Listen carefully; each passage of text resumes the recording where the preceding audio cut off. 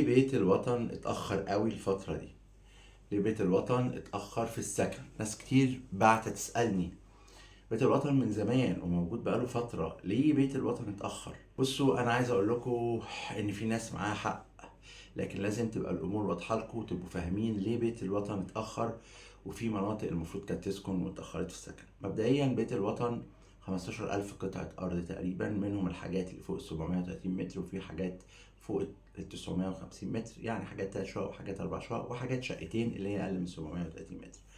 طيب القصة في ايه؟ القصة ان في شركات التزمت بالانشاءات والمباني بتاعتها، فعشان كده هتلاقوا في عمارات خلصانة ومبنية وقائمة بالفعل، وفي شركات ما التزمتش واتأخرت، وفي مناطق الجهاز لسه ما سلمهاش. اذا المعايير اختلفت نتيجة بعض الامور، ان في حاجات المفروض تسلم في الجهاز اتأخرت تسلمها، في حاجات الشركات المفروض تبنيها فما بنتهاش واتأخرت في الانشاءات والمباني، وده عيب على الشركات اللي هي للأسف ما التزمتش أو ما كانتش محترمة في اتفاقها.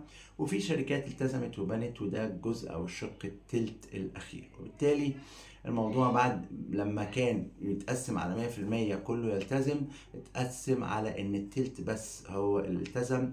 يعني بتكلمها بشكل حسابي عشان يبقى واضح إلى حد ما.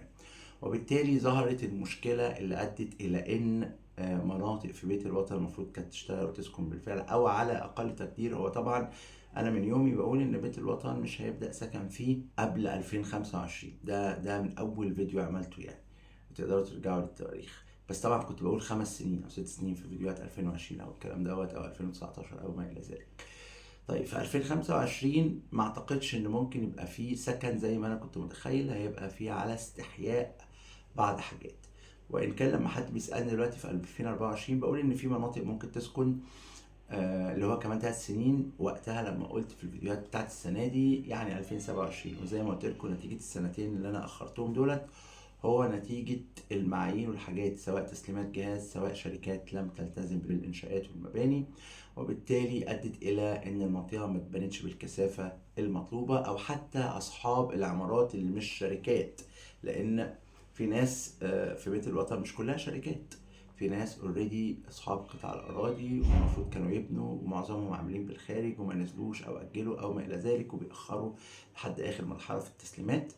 فدي نقطة مهمة. لكن في مناطق اوريدي اتصور انها تكون سريعة او بدأت تسكن اكتر حاجة، زي المنطقة التكميلية او المنطقة الخاصة بالحي السادس، او بعض المناطق في الحي الثامن، وبرضو بعض مناطق في الحي الاول والثاني. بس هو المبشر او الحاجة اللي انا ممكن اوصلها في موضوع الحياة في بيت الوطن، انها مش هتسكن كلها مرة واحدة.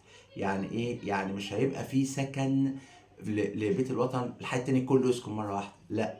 هيبقى مثلا الحي التاني بيسكن مناطق فيه، الجزء الشمالي مثلا في الحي التاني حرف الاي والبي والسي هيسكن في الاول، جزء مثلا من الحرف الخاص بحرف الاي في حتت، وهكذا.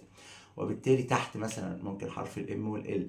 وبالتالي مش كل المناطق هتسكن في وقت واحد، وده اللي بيخلينا نقول ان بيت الوطن لانه هو كبير مش لازم تبقوا متخيلين، لا، في مناطق هتسكن بعد 3 سنين، في مناطق هتسكن بعد 4 سنين، في مناطق هتسكن بعد 5 سنين.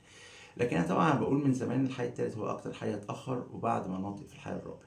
وده انا بقوله وبفضل اكرره نتيجه تسليمات الجهاز بقى بمنتهى الامانه، لان الحتت فيها كانت حتت صخريه. anyway، بيت الوطن اتأخر، لكن مستقبله كويس. وما زلت بقول ان مستقبله كويس لان اللوكيشن العام بتاعه حلو قوي، وحواليه نوادي وحواليه كومباوندز وحواليه محاور رئيسية زي 90 او محور بن زايد المؤدي للعاصمة، وحتى محور مصر الجديدة اللي فيه النفق بتاع العاصمة. المهم او حتى محور النوادي. المهم ان هو لوكيشن عام مميز، الناس اشترت منه ومحتاجه تصبر، واللي زهق منه وعمل اعاده بيع. هي المشكله في اعاده البيع كده، لازم تبقى مركز وانت عارف انت هتبيع ازاي. ودايما بقول لو فكرت تبيع في بيت الوطن تحديدا، بيع وانت مخلص تمن وحدتك ومعاك توكيلك. والاساس لكل دوت يا جماعه، او الفيديو دوت، هو اختيارك السليم من الاول. صدقوني الاختيار السليم من الاول بيريح، وما يكونش الاختيار مبني على اساس السعر فقط. الاختيار له معايير كتير جدا مهمة، ودايما بقولها في فيديوهاتي وقلتها كتير وهفضل اكررها، لان في ناس لسه بتشتري، وناس كتير الكثافة السكانية في مصر ما بطلتش، واحتياجك للشقق ما بطلش.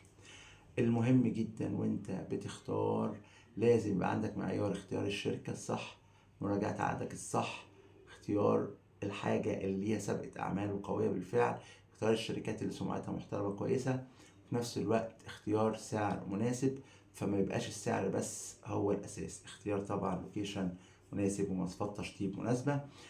دايما هقول لكم لو حد محتاج مني نصيحة يرجع لي زي بقول في جميع فيديوهاتي. وأخيرا أنا بقيت بروح بنفسي معاكم لو احتجتوني في موضوع مراجعة العقود. دمتم بخير، كان معكم محمد المهدي، ولا تنسوا الدعاء لأخي عبد الله بالرحمة والمغفرة. السلام عليكم ورحمة الله وبركاته.